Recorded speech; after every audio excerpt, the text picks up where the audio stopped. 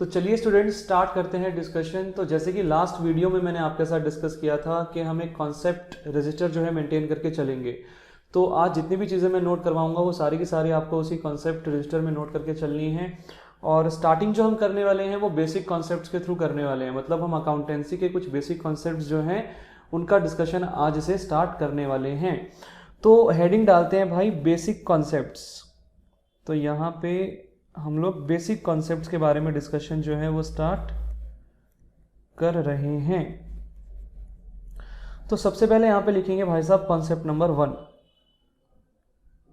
Concept number 1 और concept number 1 में हमें पढ़ना है forms of business. Forms of business, business कितने प्रकार के होते हैं, बिजनेस के फॉर्म्स क्या क्या होते हैं। अगर मुझे एक बिजनेस करना है तो मैं किस किस तरीके से वो बिजनेस जो है वो कर सकता हूं, मेरे पास क्या क्या विकल्प हैं। तो सबसे पहले हमारे पास यहाँ पे जो ऑप्शन अवेलेबल होता है वो होता है सोल प्रोप्राइटरशिप। Sole proprietorship. तो देखो भाई, सोल जो शब्द है ना, सोल, इसका मतलब होता है अकेला, सिंगल, सिंगल, ठीक है, अकेला। सोल माने सिंगल। और प्रोप्राइटर शब्द का मतलब होता है ऑनर, मालिक, ठीक है, ऑनर। तो सोल प्रोप्राइटर माने अकेला मालिक, एक सिंगल ऑनर, ठीक है। तो जब एक व्यक्ति अकेला बिजनेस करता है तो उसको कहा जाता है सोल प्रोप्राइटरशिप। क्लियर है यहां तक। अब आगे यहां पे हमारे पास एक सेकंड फॉर्म ऑफ बिजनेस भी अवेलेबल है जिसको हम पार्टनरशिप के नाम से जानते हैं। और ये तो आप सभी को जो है अच्छे से पता ही होगा पार्टनरशिप क्या होता है। पार्टनरशिप जो है वो एक ऐसा फॉर्म ऑफ बिजनेस होता है जहां पे दो या दो से ज्यादा लोग आपस में मिलकर बिजनेस करते हैं और उस बिजनेस से होने वाले प्रॉफिट या लॉसेस को आपस में शेयर करते हैं। देन हमारे पास आता है कंपनी। कंपनी, तो अगर मैं अपने बिजनेस को कंपनीज एक्ट 2013 के अंतर्गत रजिस्टर करवा लेता हूं तो फिर मेरा बिजनेस जो है वो कंपनी कहलाएगा, ठीक है। तो कंपनी भी एक फॉर्म ऑफ बिजनेस है। अगर मैं अपने बिजनेस के अंदर कंपनीज एक्ट 2013 की रिक्वायरमेंट को फुलफिल कर पाता हूं और कंपनीज एक्ट 2013 में अपने बिजनेस को रजिस्टर करवा लेता हूं तो फिर मेरा बिजनेस जो है वह एज अ कंपनी रजिस्टर हो जाएगा। इसके अलावा भी ना वैसे हमारे पास काफी सारे फॉर्म्स ऑफ बिजनेस होते हैं। फॉर एग्जांपल कोऑपरेटिव सोसाइटीज होती हैं, HUF होते हैं, हिंदू अनडिवाइडेड फैमिली जिसको कहा जाता है।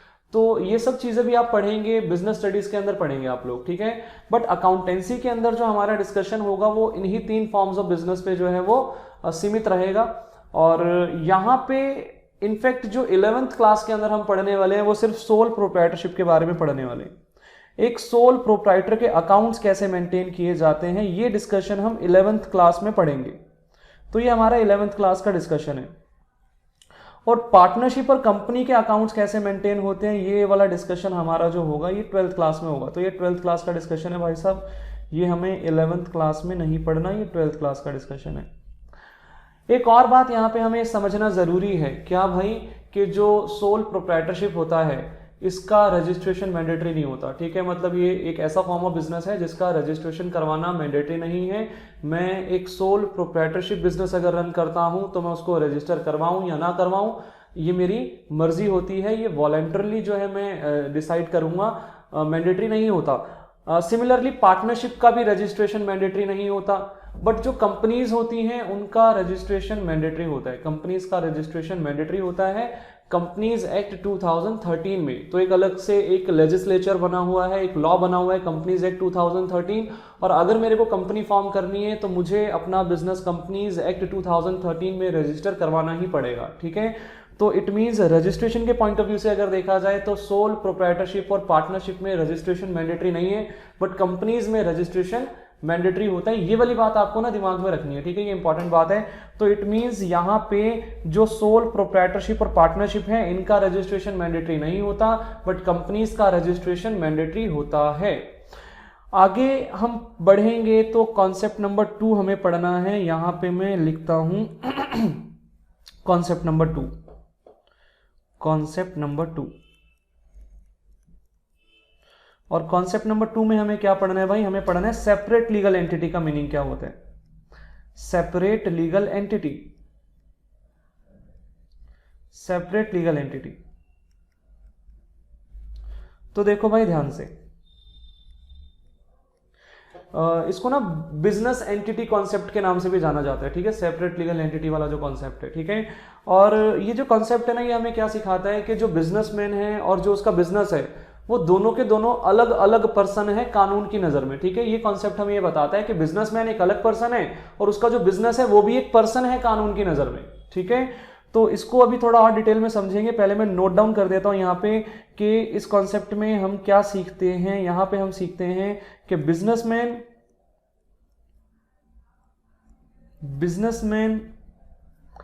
And businessman and business both are different person in the eyes of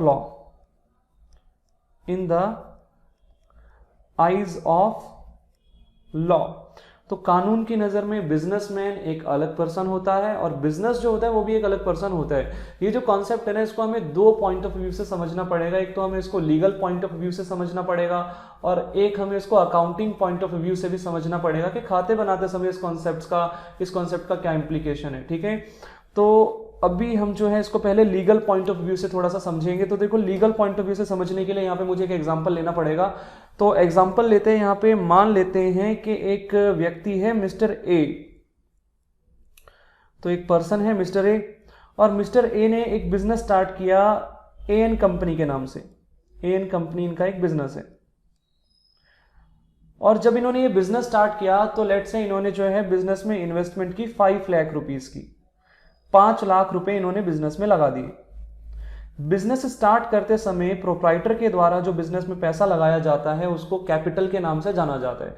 तो मतलब बिजनेसमैन के द्वारा, प्रोप्राइटर माने बिजनेसमैन, तो बिजनेसमैन के द्वारा जो पैसा इन्वेस्ट किया जाता है बिजनेस में उसको हम लोग कैपिटल के नाम से जानते हैं। तो यहाँ पे इसने कैपिटल लगा दी भाई साहब, 5 लाख रुपए की कैपिटल लगा दी।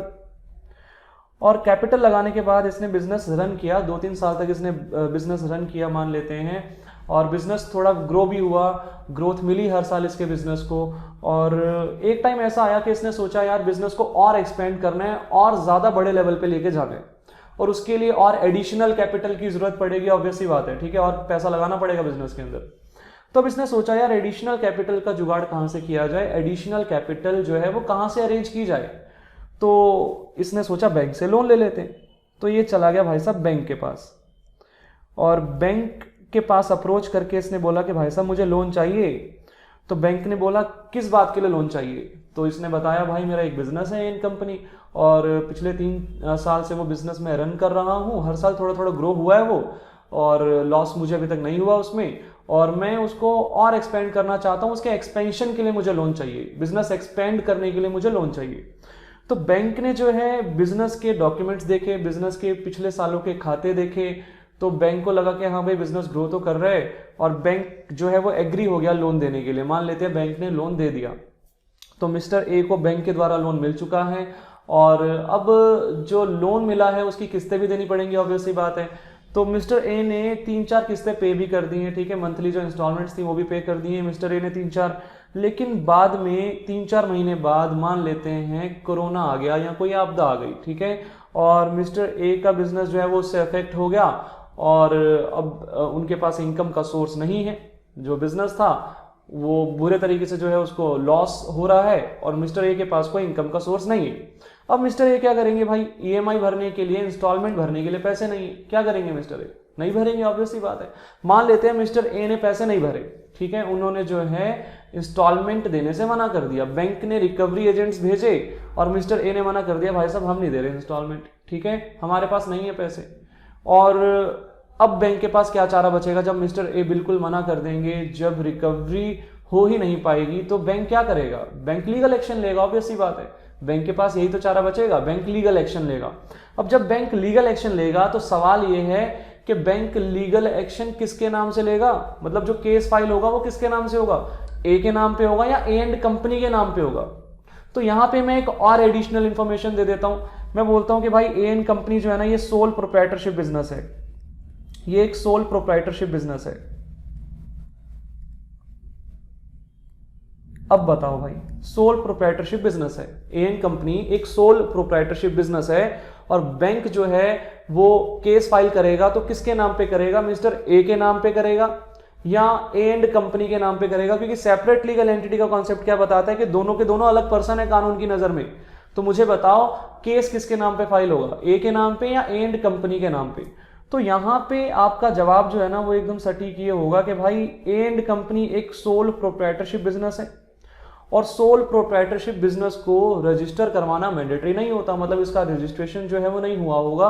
और जब रजिस्ट्रेशन ही नहीं हुआ होगा तो क्या ए एंड कंपनी की कानून की नजर में कोई वैल्यू होगी, क्या ए एंड कंपनी कानून की नजर में कोई पर्सन होगा? तो ऑब्वियस ही बात है नहीं होगा। क्यों? क्योंकि ये रजिस्टर्ड ही नहीं है, ठीक है, ये रजिस्टर्ड ही नहीं है, तो कानून की नजर में ये पर्सन कैसे हो जाएगा भाई? तो इट मींस ये कानून की नजर में कोई अलग से पर्सन है ही नहीं, तो यहां पे जो केस फाइल होगा वो मिस्टर ए के नाम पे ही होगा। क्लियर है यहां तक? अब यहां पे अगर मैं इस केस में थोड़ा सा चेंज करूं और मैं बोलूं नहीं भाई ये बिजनेस है ना, सोल प्रोप्राइटरशिप नहीं है, ये पार्टनरशिप है, ये पार्टनरशिप है। और अभी भी मेरा वो सवाल वही है, सेम सवाल है कि बैंक जो है वो किसके नाम पे केस करेगा, बैंक किस व्यक्ति के नाम पे केस फाइल करेगा, ए के नाम पे या ए एंड कंपनी के नाम पे? क्योंकि सेपरेट लीगल एंटिटी कहता है कि भाई बिजनेस और businessman both are different person in the eyes of law, तो बैंक किसके नाम पे केस फाइल करेगा? तो भाई यहां पे भी आपका जवाब वही होगा कि भाई पार्टनरशिप का रजिस्ट्रेशन भी मैंडेटरी नहीं होता।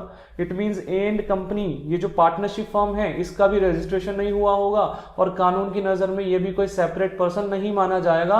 तो यहां पे भी जो केस है वो ए पे ही फाइल होगा, ठीक है, ए के नाम पे फाइल होगा। और यहां पे अगर मैं फिर से दोबारा थोड़ा सा चेंज करके आपसे पूछूं कि भाई ये कंपनी है, ये जो बिजनेस है ये कंपनी बिजनेस है, कंपनी जो है रजिस्टर्ड है, कंपनीज एक्ट 2013 में रजिस्टर्ड है ये बिजनेस, मतलब अब मुझे बताओ A and company companies act 2013 में रजिस्टर्ड है, क्या बैंक ए एंड कंपनी के नाम पे केस करेगा या फिर मिस्टर ए के नाम पे केस करेगा? तो भाई अब आपका जो जवाब है वो चेंज हो जाएगा, अब आपका जवाब होगा कि ए एंड कंपनी के नाम पे केस फाइल किया जाएगा, क्योंकि ए एंड कंपनी एक सेपरेट पर्सन माना जाएगा क्योंकि रजिस्टर्ड है वो, ठीक है, कंपनीज एक्ट 2013 में कानून की नजर में उसको सेपरेट पर्सन माना जाएगा, ठीक है। तो यहां तक की बात आपको क्लियर हो गई होगी कि अगर तो बिजनेस सोल प्रोप्राइटरशिप या पार्टनरशिप है तो फिर वहां पे उसको सेपरेट पर्सन नहीं माना जाता, सेपरेट लीगल एंटिटी वाला कॉन्सेप्ट वहां पे अप्लाई नहीं होता। लेकिन अगर मेरा बिजनेस कंपनी है तो फिर वहां पे उसको एक सेपरेट पर्सन माना जाता है। तो ये पूरा का पूरा डिस्कशन है लीगल पॉइंट ऑफ व्यू से था, ठीक है। तो मैंने आपको बताया कि लीगल पॉइंट ऑफ व्यू से ये वाला जो कॉन्सेप्ट है सेपरेट लीगल एंटिटी का कॉन्सेप्ट, ये कंपनीज पे तो अप्लाई होता है, लेकिन सोल प्रोप्राइटरशिप या पार्टनरशिप वाले बिजनेस पे ये वाला concept legal point of view से अप्लाई नहीं होता। तो यहां पे इस बात को हम नोट कर लेते हैं एक बार कि भाई from legal point of view क्या होगा, from legal point of view, from legal point of view, legal point of view. तो हमने समझा कि लीगल पॉइंट ऑफ व्यू से ये जो कॉन्सेप्ट है ये कंपनीज पे अप्लाई होगा बस, ठीक है। सोल प्रोप्राइटरशिप या पार्टनरशिप फर्म को अलग पर्सन नहीं माना जाता लीगल पॉइंट ऑफ व्यू से। तो यहां पे हम लिखेंगे this concept applies to, this concept applies to companies only and not to the sole proprietorship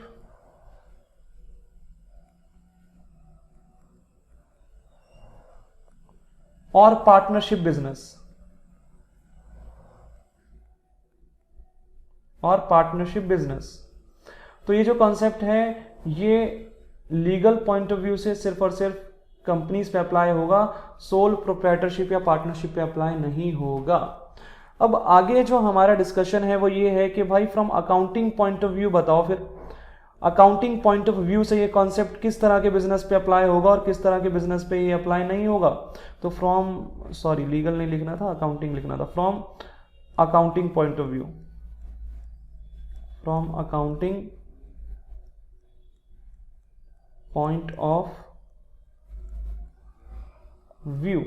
तो अकाउंटिंग पॉइंट ऑफ व्यू से भाई साहब ये कॉन्सेप्ट है ना हर तरह के बिजनेस पे अप्लाई होता है। इट मीन्स खाते बनाते समय, अकाउंटिंग करते समय, चाहे बिजनेस सोल प्रोप्राइटरशिप हो, चाहे पार्टनरशिप हो, चाहे कंपनी हो, मुझे हमेशा यही मान के चलना है कि बिजनेसमैन एक अलग पर्सन है और बिजनेस एक अलग पर्सन है। ध्यान से सुन लेना, अकाउंटिंग करते समय हमें हमेशा ये बात ध्यान में रखनी है कि बिजनेसमैन एक अलग पर्सन है और बिजनेस एक अलग पर्सन है। तो यहाँ पे हमें ये ध्यान रखना है कि from accounting point of view ये जो कॉन्सेप्ट है ये हर फॉर्म ऑफ बिजनेस पे अप्लाई होता है, चाहे वो सोल प्रोप्राइटरशिप हो, चाहे वो पार्टनरशिप फर्म हो, चाहे वो कंपनी हो। ठीक है, खाते बनाते समय ये कॉन्सेप्ट हर फॉर्म ऑफ बिजनेस पे अप्लाई होगा। तो this concept applies to all form of business. This concept applies to all form of business, all forms of business। तो हमने ये समझा कि भाई सेपरेट लीगल एंटिटी कॉन्सेप्ट जो है ये हमें क्या सिखाता है कि बिजनेसमैन एक अलग पर्सन है, बिजनेस एक अलग पर्सन है कानून की नज़र में, लेकिन ये जो कॉन्सेप्ट है लीगल पॉइंट ऑफ व्यू से सिर्फ कंपनीज पे अप्लाई होता है, सोल प्रोप्राइटरशिप या पार्टनरशिप फॉर्म्स पे अप्लाई नहीं होता।